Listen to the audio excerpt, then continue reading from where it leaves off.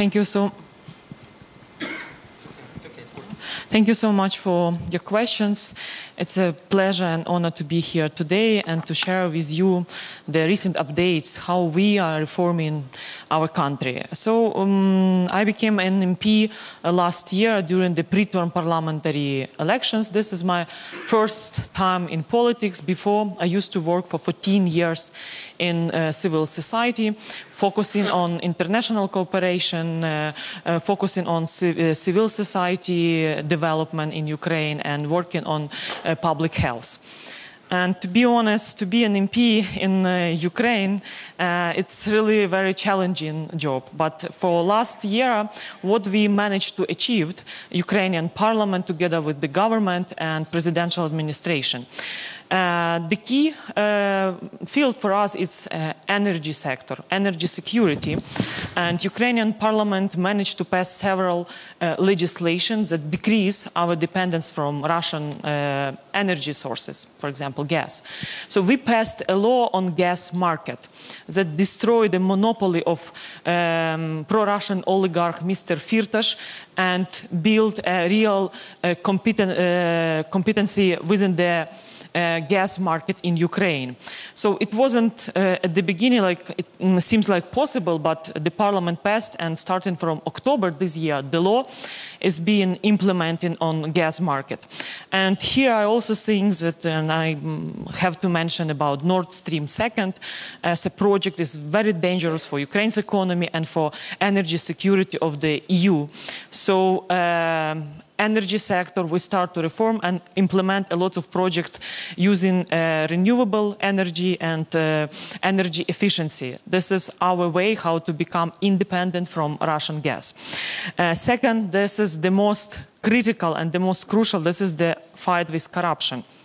You know, we need strong anti-corruption institutions, like in Romania, like here in Poland.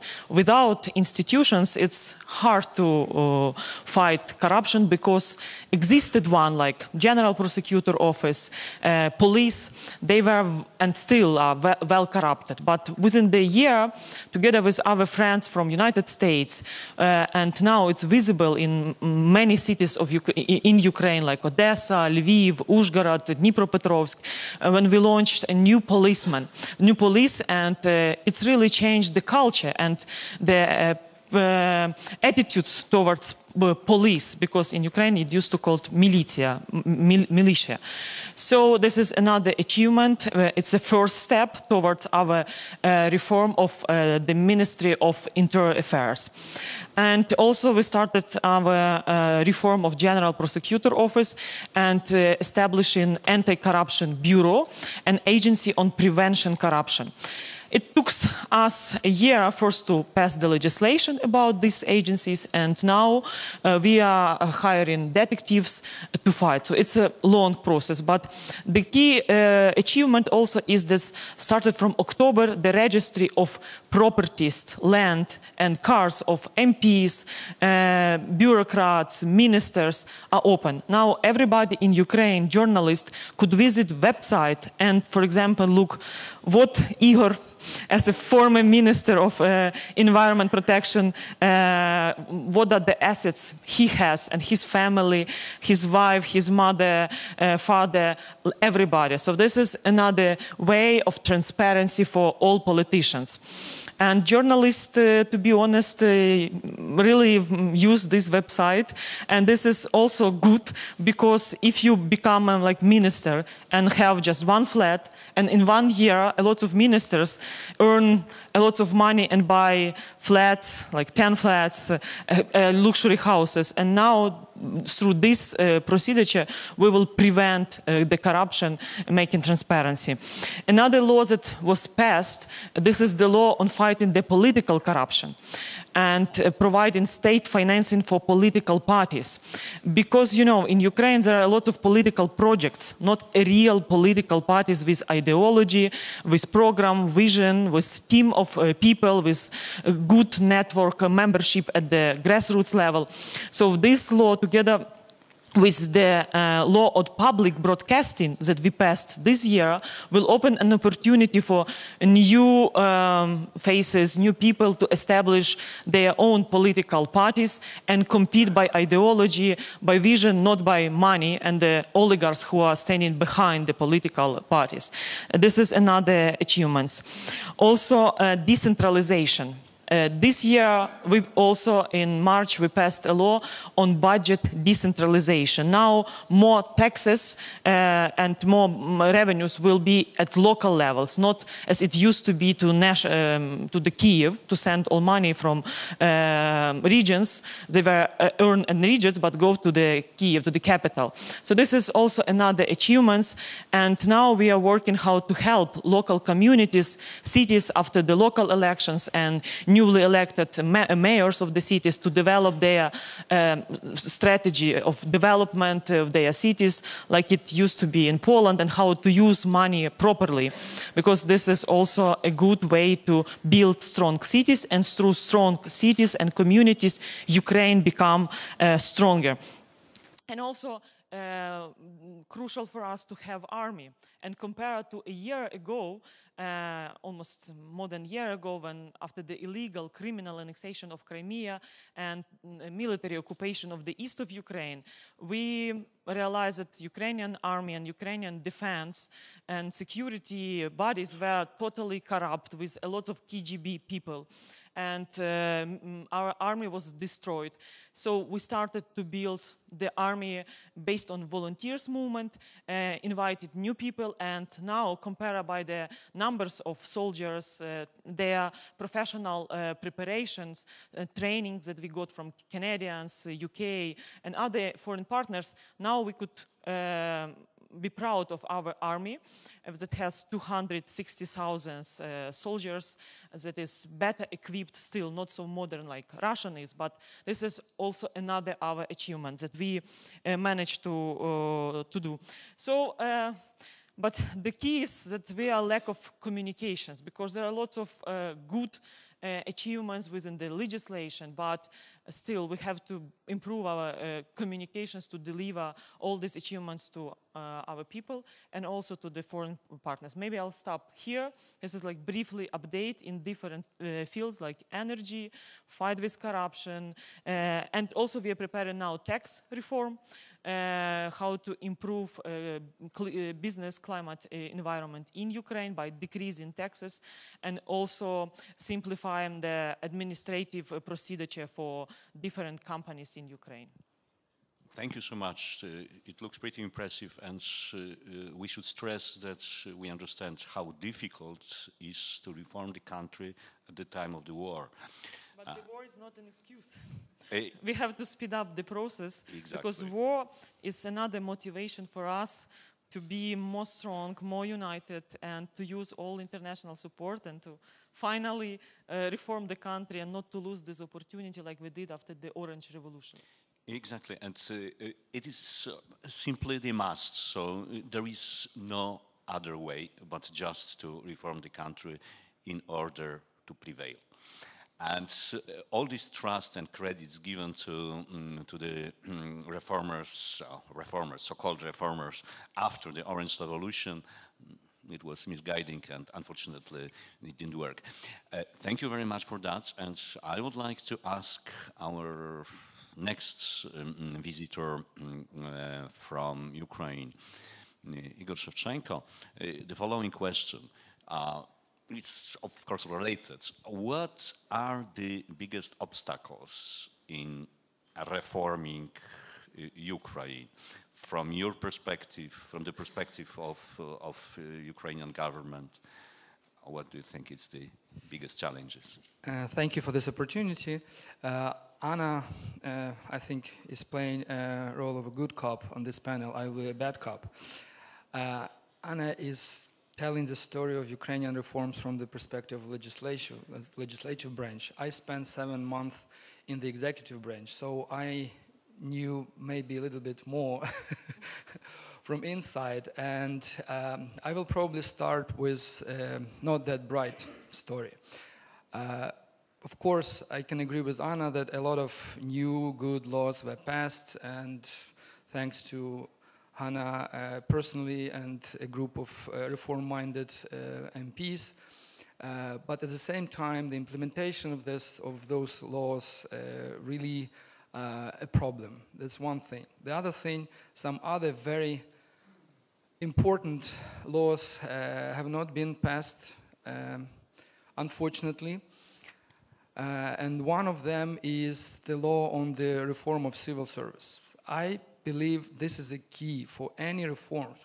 Without reform of the civil service, any other reform will not work. That's my deep belief. Because it's people who implement the new laws and it's people who really move the things forward. If the old people, the corrupt people, the ineffective people, unprofessional people are still in places in executive branch everywhere in the country, whatever law you pass, it will not be implemented properly. That's one thing. The other thing is about reforms in general. Not much has been done, unfortunately. Even though Anna told us about these good laws, but there is no systematic reforms in Ukraine, unfortunately. And I stood up and talked about that openly, and that's why I was fired, actually. Because probably the first minister in the history of independent Ukraine who in the office criticized the prime minister and the work of the cabinet. Because there is no deep systematic reform in the country. And the biggest obstacle for that is there is no political will for that, unfortunately. Because the power in Ukraine now some kind of fragmented between different groups of interests. Influential people, including oligarchs. As you know, in Ukraine, the business and power is very, very tight, you know, and a lot of people, business people or representatives of oligarchs are in the parliament, in the cabinet of ministers, and they are promoting interests of those people, of those business people. They are really working and acting in self-interest, unfortunately. Therefore, this is the biggest obstacle. You know, the Ukrainian elite doesn't want change because they're used to the old system. That's where they made billions of dollars, and they don't want any change because they don't know how to work in a real market economy. Because now they are still making money on monopolies. They monopolized sectors of economy, and they don't want to lose that. That's how they made and are going to make their money. And they understand that the old system is crumbling. It's really going down, but even realizing that, they don't want to move forward, they don't want to change the rules, they don't want to adopt to these rules. Maybe I'll stop here, we will continue further, but the biggest obstacle is there is no political will and there is no consensus within elites in Ukraine, unfortunately. Thank you very much. It doesn't sound very, very promising. Yes, I know this reality because I remember the same story from the time of the Orange Revolution. My organization was involved in helping to set up the civic servant system, and then it happened what happened. But I believe that it's a unique chance in Ukrainian history, and it's the last window of opportunity for you and also for Europe. Now I would like to turn to... May I make a short comment? I should admit that the situation now is much, much better than it was under the Orange Revolution. And we see it when we see the MPs like Anna and many others, young, really professional and honest people who work in the government, who work in the parliament. And almost half of the government now is really young, successful people with Western education, but unfortunately the Prime Minister is not one of them. Okay.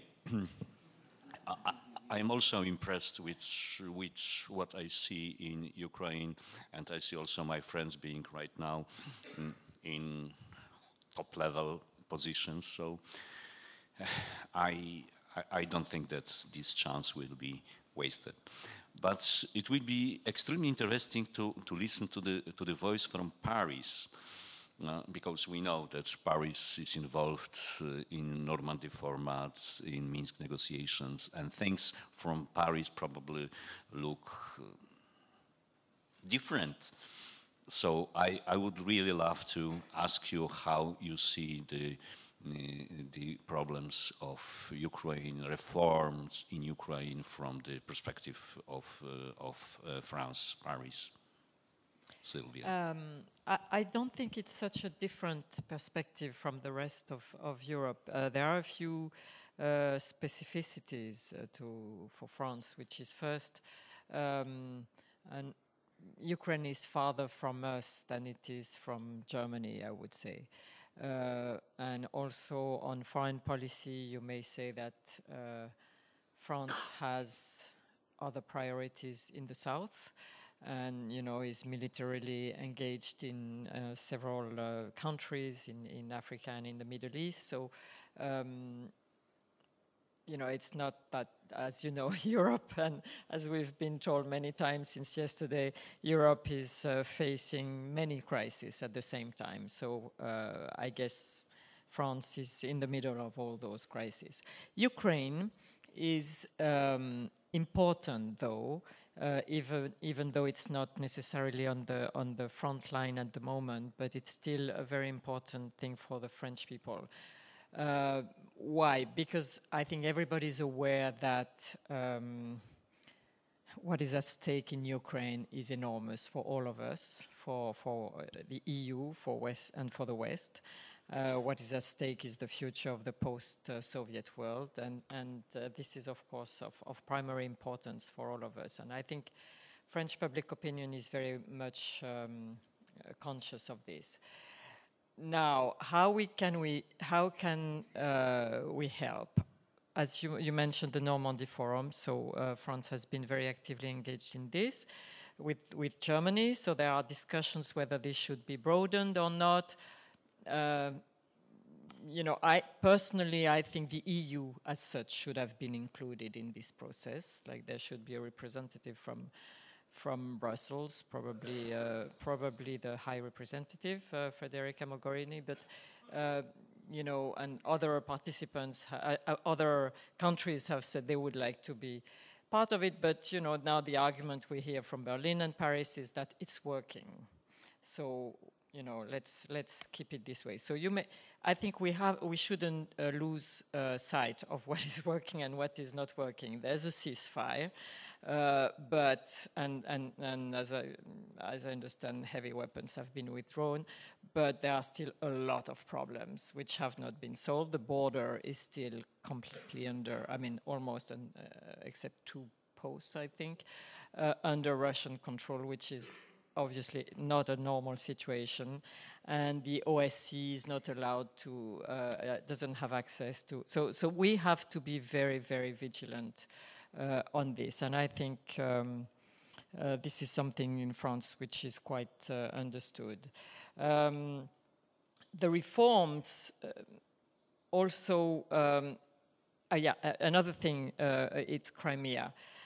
We have to remind all the time that Crimea is illegally occupied, and former President Nicolas Sarkozy was in Moscow last week, and said something which really shocked a lot of people in France, especially coming from a former head of state. International law has been violated there, and he's there publicly saying Crimea belongs to Russia. This doesn't go unnoticed in France. So we're touching another issue here, which is the Russian lobby, the pro-Russian lobby in France. This is a big issue, not only in France, but I know it's quite visible in France.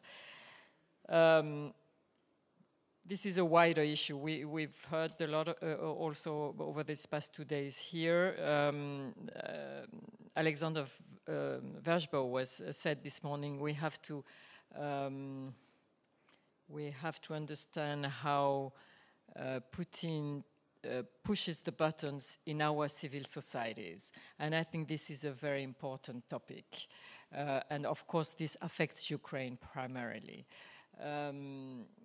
You know, there's the well-known case that the Front National has got financing from Moscow, but there are plenty of other things that we don't really, which are less visible and which are probably more efficient. So this was the point I wanted to make about Crimea. Reforms. I think we have to be, of course, to support reforms. This is a key thing. Again, this has been said, if Ukraine fails, the consequences will be terrible for everybody, not only for Ukraine, but also for us. So we have to be really active on our support to the reforms. How? I think to support the key mechanism of civil society. This is very important. Constanza, I think this morning mentioned that there were already, cooperation from civil society to civil society on, for instance, training judges. And this is key, I think. This is really something very, very important. Also, we have to train. We would like to come to this question, how the West and the EU can help Ukraine in the next round. So, so you want me to stop here? No, later on we'll elaborate on sure, this. Sure. Do you mind? Okay. No, okay. Absolutely not. No, please. I'm sorry. No problem. Yeah. And now I would like to give a floor to Marcin Święcicki. I worked with Marcin in Ukraine. Marcin is a real expert, and he knows a lot about economy, about also decentralization reform. Marcin was a special envoy of Polish government to Ukraine with the specialization on decentralization. And I also truly believe that decentralization is a key to all other reforms in Ukraine, as it happened in Poland after the change of the system. Marcin, I would like to ask you, how do you see from your perspective the developments in Ukraine regarding the decentralization and the other reforms, and also about economy, because you worked for UNDP in this field? Yes, thank you very much, Jan, for this introduction. So I'm looking at Ukrainian reforms also from the perspective of the Polish reforms, in which I participated about 20 years ago. And Ukrainians quite often are asking me, how was it in Poland, how it happened, that reforms were so successful. So regarding the Ukrainian reforms, I think that Ukrainians what they want to achieve. European Union standards, decentralization according to the Polish model, because it is a very radical decentralization, but not within the federal state. So they like it, and they would like to have such decentralized states as we have. But what is, I would say, in deficit is a technology of implementing reforms, preparing and implementing reforms. In Poland, we have, when I was thinking about it, what is the difference? I found out that in Poland, the key reforms were entrusted not to the politicians, not to the former dissidents, not to activists, but they were entrusted to the best experts that Poland had for these reforms. Balcerowicz was just a young economist, and he was known even to wider public. He was not even known to Prime Minister Mazowiecki. But advisors to Mazowiecki told him, look, there is a young economist who has been working on economic reforms already for more than 10 years, and he prepared the most advanced, consequent, professional vision of the reforms, market reforms in Poland. And Mazowiecki invited Balcerowicz, talked with him, and he liked the guy, and he appointed him to make economic reforms. Regarding decentralization reform, again, not any key political figure. There was no experts in Poland regarding decentralization reform, regarding self-government. Just one person, maybe 2-3 other persons. And Mazowiecki exactly picked up this very person Professor Jerzy Regulski and asked him, you are responsible to prepare and to implement this reform. And Regulski was not even the member of government. He was a deputy minister in the Chancellor of Prime Minister, and he was given a small staff, and he was responsible for preparing competences, finances, training people, decentralization, etc. And he was in conflict quite often and dispute with all these new ministers already, you know, from the bloc, but they were not convinced that such transfer of power from ministry to self-government units can work. So, and he was proposing to Parliament, he was proposing to Prime Minister, to Council of Ministers reforms. They were adopted. Government was supporting those experts that elaborated and prepared reforms. In Ukraine, I think there is direction is known. I think that there is political will, maybe, you know, there's no opposition, but somehow people who are responsible, at least regarding the centralization area, because I'm not sure about other areas, I don't want to comment too much, but the centralization area, they are so busy with so many other things, with sittings of council ministers, with parliamentary meetings, with foreign delegations, with visits to other countries, etc., and other responsibilities. Those experts in Poland, like Jerzy Regulski, he was 24 hours responsible only for one thing, to prepare and implement the centralization reform. No other task, no other duties, no other obligations. There was no war at that time. Yes, there was not war. I understand, but today in Ukraine there is many more experts on decentralization. No, with some internal experience, with foreign experience, they are better prepared. But somehow they are advising. They have hundreds of meetings and very good conferences, etc. But things are moving forward. They are moving forward, but slowly, and they are moving in the right direction. Moving forward and in the right direction, but slowly. There is no constitutional majority for constitution right now, this constitutional chapter on self-government. The process of agglomeration of 10,000 small communities is going very slowly. It's a voluntary process. I think there are some proposals, some oblasts are already prepared for this, but some others are not, so it goes very slowly. There is no clearly cut areas of competences. In Poland, we very clearly reviewed 100 laws on everything, starting from planning, etc., to separate competences of each level of self-government and central government, so that they do not interfere. There is no hierarchy. Every unit has his level, has its own competences. So I think these things are going a bit too slowly from my perspective. Okay. I know that there is a lot of good experts in Ukraine, including Ihor who worked for Besmertny at the time of the Orange, because this decentralization was on the government agenda since Orange Revolution, but didn't happen. It was much easier then. Now it is much more difficult because there is a war and there is a problem with the status of these Donbas and Lugansk regions. Now, I would like to ask all of you just one question, because I think that it is important and we should know it.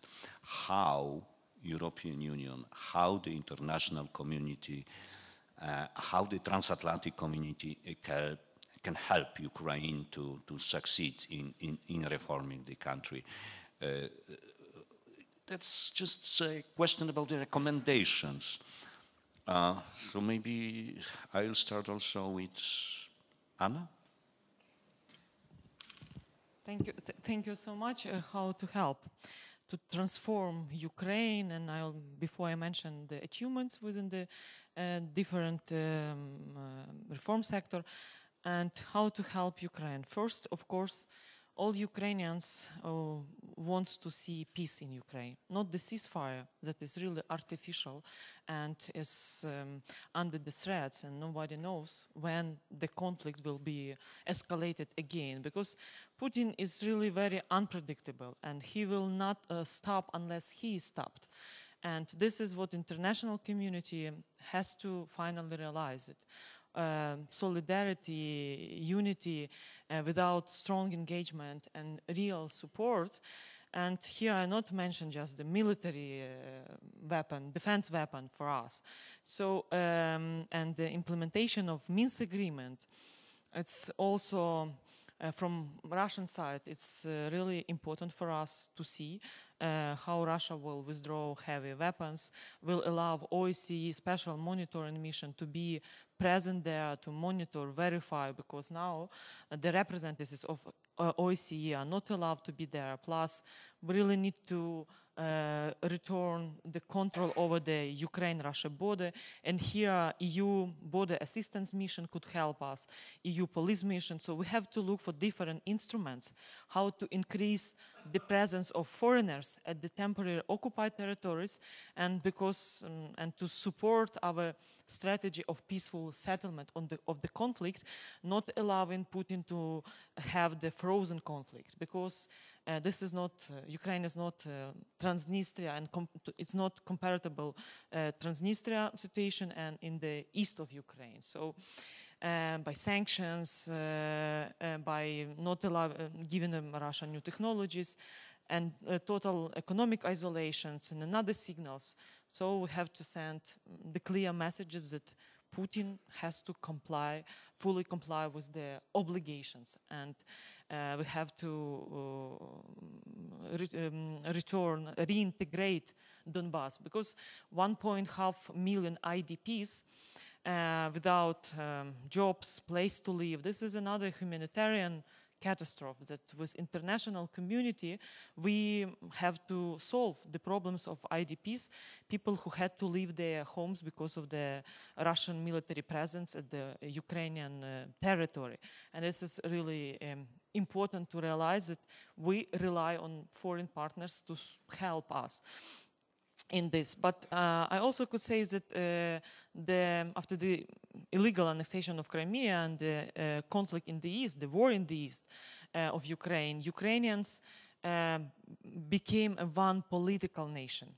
So these challenges, they were considered as an opportunities for us, because all families from the east of Ukraine, from Donbass region, they moved to different places in Ukraine.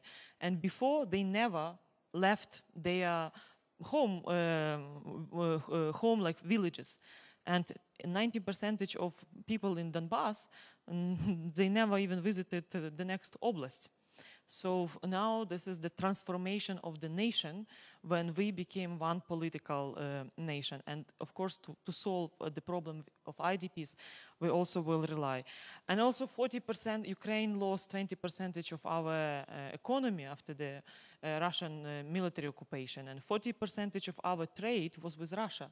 Now it declined to 12%. So we really expect to see more economic export opportunity after January 1st, when DCFTA will be implemented. And we do hope that nobody this time will stop it, yes, because we pay a big price for our Euro integration processes. And also what we would like to expect, probably more gracious from our foreign partners. Everybody wanted to see like strong Ukraine yesterday, the same like Ukrainian society, Ukrainian people, the country without corruption, with strong army, strong economy. But it's hard to achieve. There are some processes that is with a quick speed, but this transformation is really painful, and the better life will not be tomorrow. So we have to be patient for next 5-10 years. And I could say that during the Dignity Revolution, there was the conception of the new nation. And during the war in the East, this was the birth of this nation. And now we have to help this child to grow up and to become stronger. I have 5.5 years old daughter, Sofia. During Dignity Revolution, she was just learning how to speak, and she speak well like 2 years ago. And now she reads. And when my mom asking me as an MP, why we do not see how life improving every day. And I'm trying to explain that it's for Ukraine, it's really very difficult. Even after the dignity revolution, after more than 6,000 lives that have been killed, and all these problems, and to make a difference. Say, Mom, when your granddaughter Sofia will finish school, I'm sure she and you will see the better life in Ukraine. Just be patient, and in 5-10 years, there will be the difference in Ukraine. Thank you so much for this kind of dramatic and very moving presentation. Now I would like to ask Sylvia, because you already started talking about how we can assist, we can help Ukraine to succeed. Could you please tell us the recipe, and please try to be very brief, because I would like also to give audience a chance to ask the questions. Just stop me when when I overstep. I don't have the recipe, of course, and I don't think there is a recipe, but you mentioned the oligarchs and the pace of reforms. You mentioned the pace. Of course, in Poland, that was crucial, the pace, that it was painful, but at the same time, it was really brutal and fast. And this is more of a problem in Ukraine, because it's not as fast, and people don't have so much patience. You can understand that very easily. And the oligarch situation, to me, is essential, because you can see in the post-socialist world, those who succeeded were those who managed to break this cycle of oligarchs. And those who haven't succeeded in doing this are still lagging behind. So this is really politically and economically, I think this is very important for Ukraine, and we should help. How do we help? I think we can, you know, in France, we are going after African dictators who put their assets, who hid their assets illegally in France. This is a fairly recent movement, a legal movement, but we're doing it. I think Europe should do it with the assets of the oligarchs. This is very important. Yeah, many of them. And that would send a signal, I think, to the Ukrainian public opinion that we're in this with the reformers. Current oligarchs as well. Yes. Yes, I mean current oligarchs, yes, not past oligarchs. And so this is one way we could help, beyond, of course, all these links that I mentioned between civil societies. We have to show in this war which is going on, because there are two wars in Ukraine, right? There's the military war and there's the war in Kiev. And we have to show whose side we are on in this war in Kiev. And we have to support people like Hanna and her colleagues in parliament who are doing this very important job and difficult. It is a recipe, isn't it? Well. Thank you. Ihor, your turn. How we can help. Okay, again, Anna was very diplomatic in her answer. I'll be more strict and open. First is, of course, I can agree more with Anna that we need peace, and we expect Europe and the whole world help us more, especially with the lethal weapons.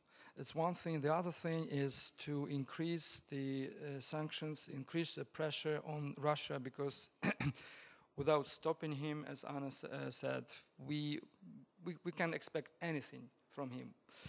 So that's one thing. The other thing is we have a real economic crisis, and it's deepening, and it can trigger the social unrest. This is really looming, and we would like to receive substantial financial support from Europe, from international organizations, not a couple of billions, but like you provided to Greece, for example, or at least half of it. It would really help. That's another thing. And actually, you can get money back from the accounts of our oligarchs in France, in Switzerland, and other EU countries. Yes, it's one of the mechanisms to get this money back. The other thing is we need, in addition to money, we need experts, we need specialists. Even though we have some experts in Ukraine, but we need more, not on a reform level, but in every sector of our economy. We need expertise, we need know-how, we need best practices to implement in Ukraine. That's very important. And the last but not the least is this political support. I mean the political support of new political groups, new political parties, both financial support and some kind of methodological support.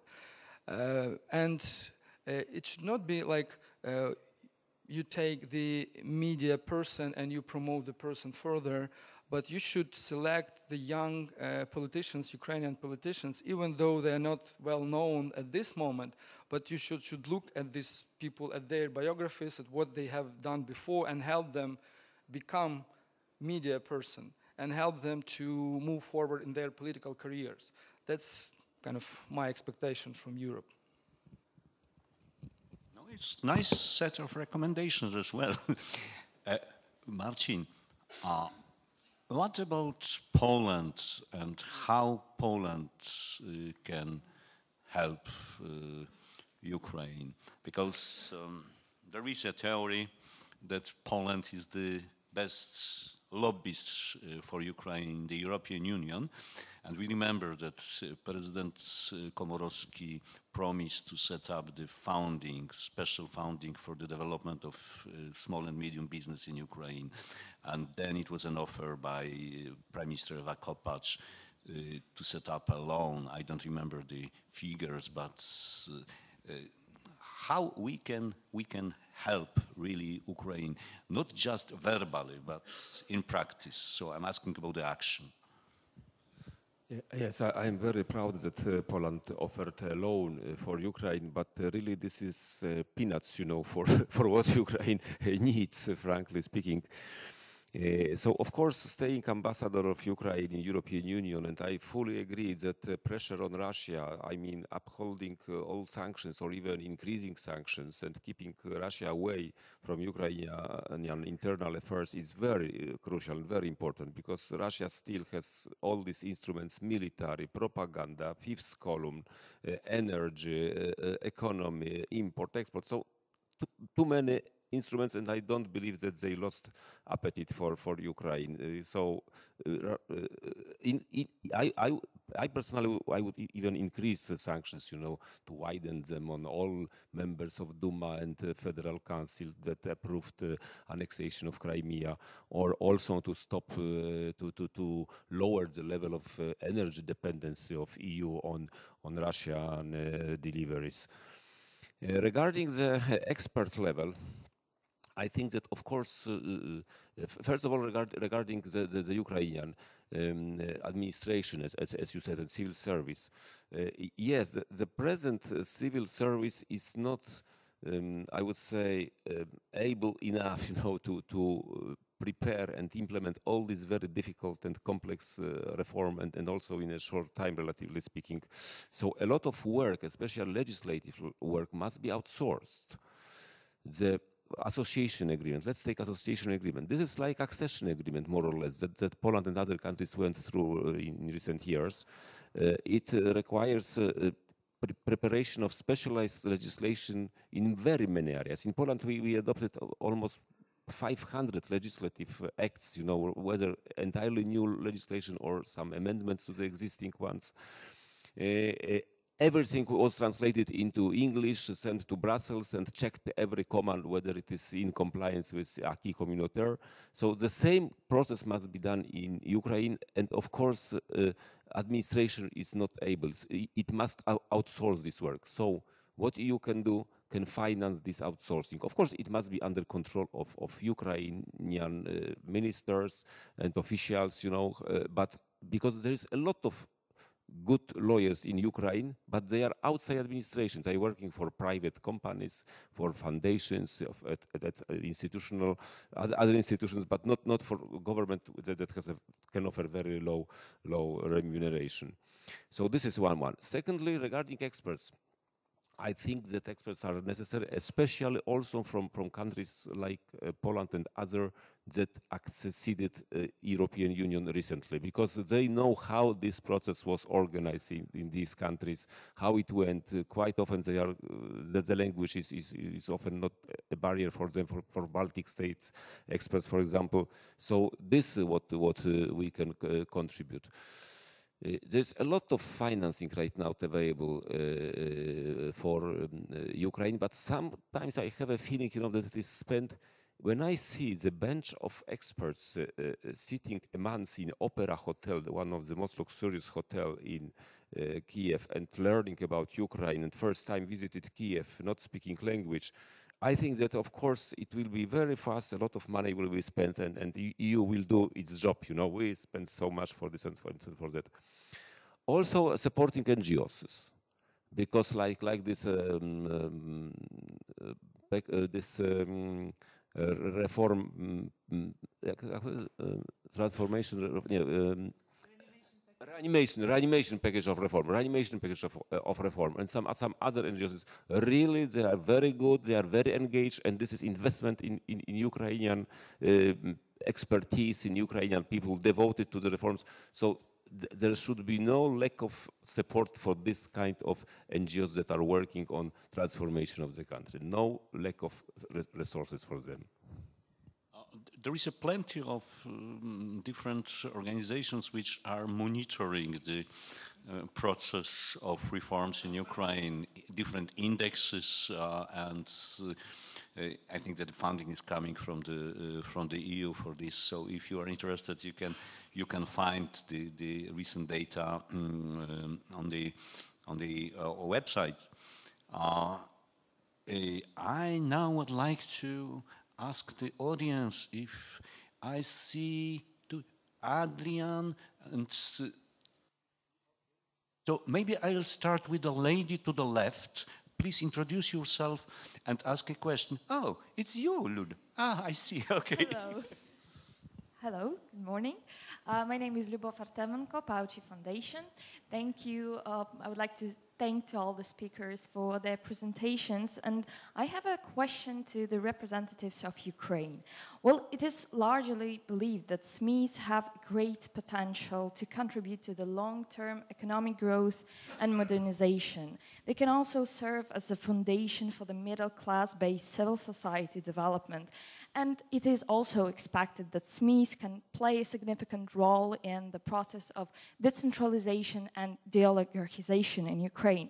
Well, however, we all know about the problems in the doing business in Ukraine, about the economic business environment, but in the process of implementation of DCFTA, SMEs are actually facing the double challenges.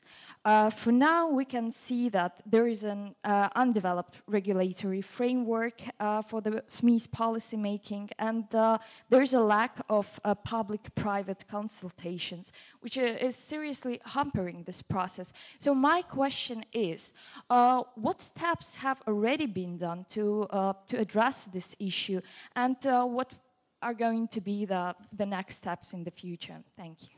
Thank you, Lou. Adrian Karatnicki. One thing missing in the discussion has been, I'm Adrian Karatnicki from the Atlantic Council, is the politics of reform. I think we should be mindful of the fact that President Poroshenko alluded to just this day, of a decreasing parliamentary majority, as he is attempting under the urging of civil society and of the public and of the West to conduct anti-corruption campaigns to root out. He is attacking various interests. Those interests are well represented in his governing coalition.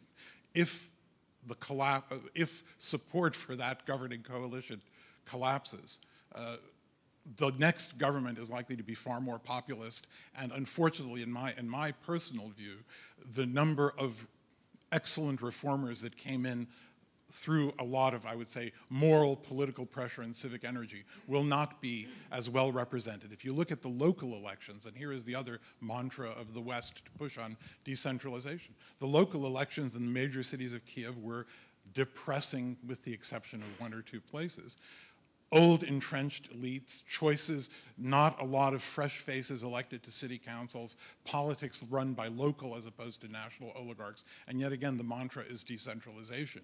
So I'd like to get some reaction about how you move this process forward when the popularity of the president, the popularity of the prime minister, trust in institutions has declined. And if you go to the public, you're likely to get an even worse result. Thank you, Adrian. And it was another, yes, it was a question from the lady. Yes, thank you to all the speakers. I am Mariana Bujarin from Central European University in Budapest. And my question is to the Ukrainian representatives, but also to the entire panel. What my takeaway has been from this panel that there's kind of a vicious circle. There's a conundrum in the problem of Ukrainian reform where the really deep institutional reforms are needed, but in order to not only pass but implement these reforms, we need political will. And yet, as we know, the system is not only resisting or kind of not reforming fast enough. It is actively resisting reform because there are vested private interests of the oligarchs. The system has been captured for so long that it is difficult to break it up, and it is difficult to expect from these people any political will to, change the system that is so, advantageous to their own position. So in a way, you get this vicious circle. There's no institutional reform because there's a lack of political will, but there will not be an increased political will on behalf of the people who have captured the institutions. So an easy question with a very difficult answer is how to break that vicious circle. Have we missed perhaps this window of opportunity post-revolution to make some really critical, very fast changes? Is it getting more new people in the government? Thank you. Thank you for these questions. Who would like to volunteer? Hanna? Okay, very good questions. And I will start probably with small and medium business and what should be done and what haven't been done. It's the tax breaks. I believe we need to create favorable conditions for the small and medium business.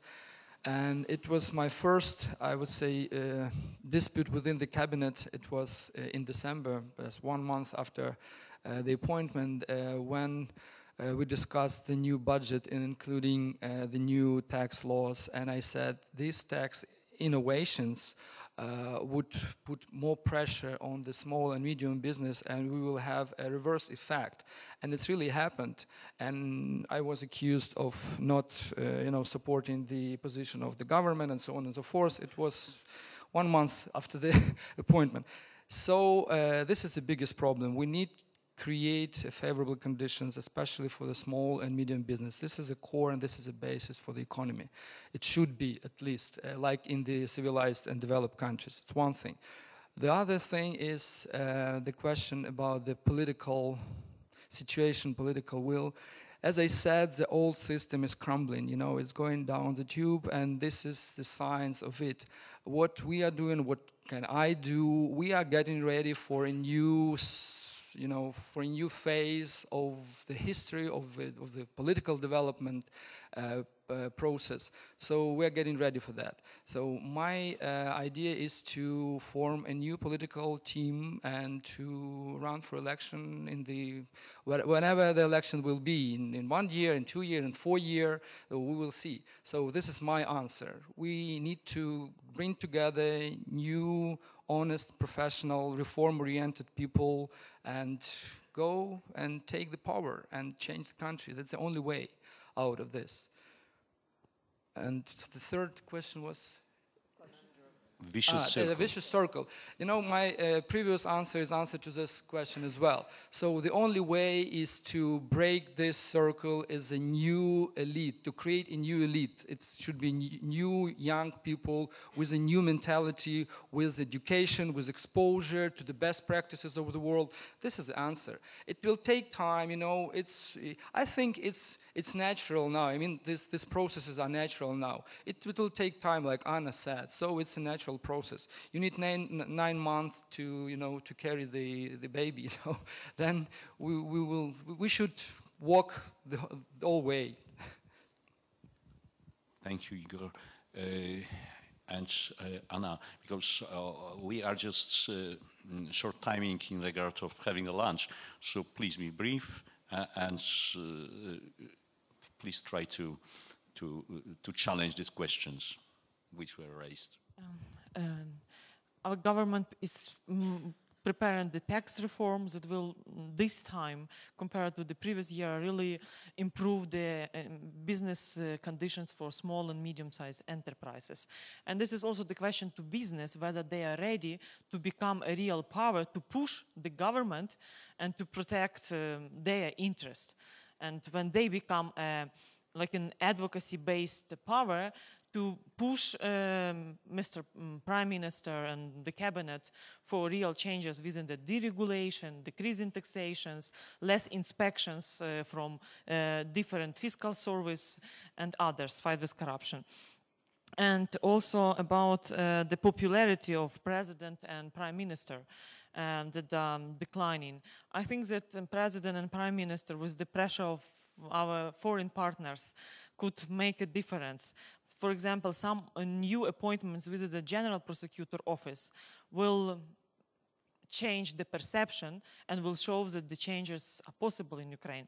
And also, as I mentioned at the beginning, the new police in Ukraine that was introduced. New police, this is the totally new people with the new test system, and the same with General Prosecutor Office. This year we cut the numbers up to 4,000 of prosecutors, and we will continue this process. And judges, just 2 weeks ago we got the summaries from Venice Commission, how to reform the judiciary system by amendments to the Constitution.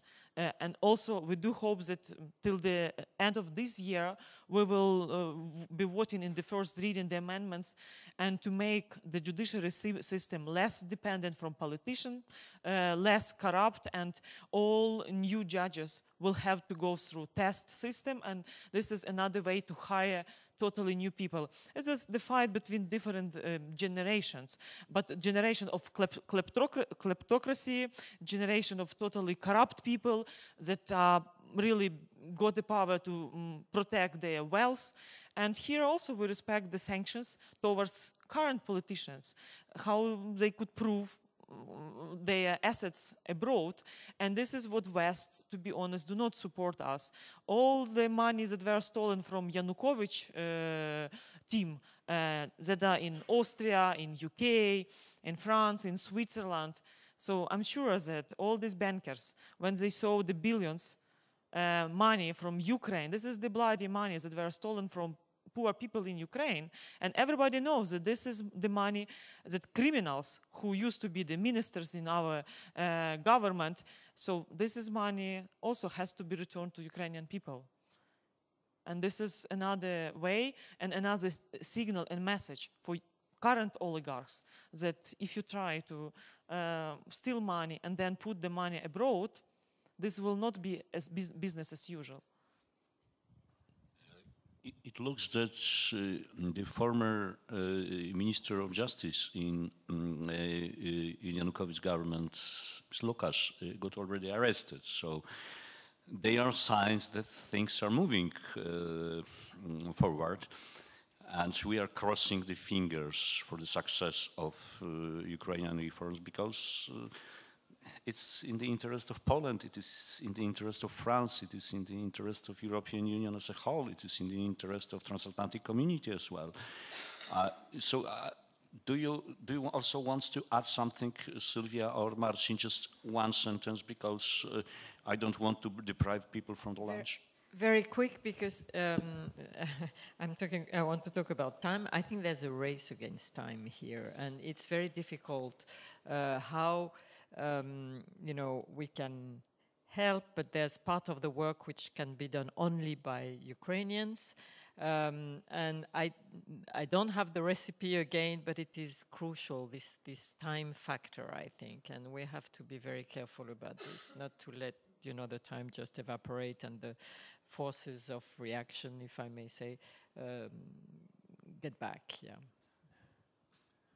Just I can add one factor that I think is important in such extremely difficult and extremely challenging situation, that there is a team spirit, that people in the government and in parliament trust each other, and that they are moving in the same direction. They have the same target, share the same values. This is very important. Such a atmosphere of cooperation for reforms.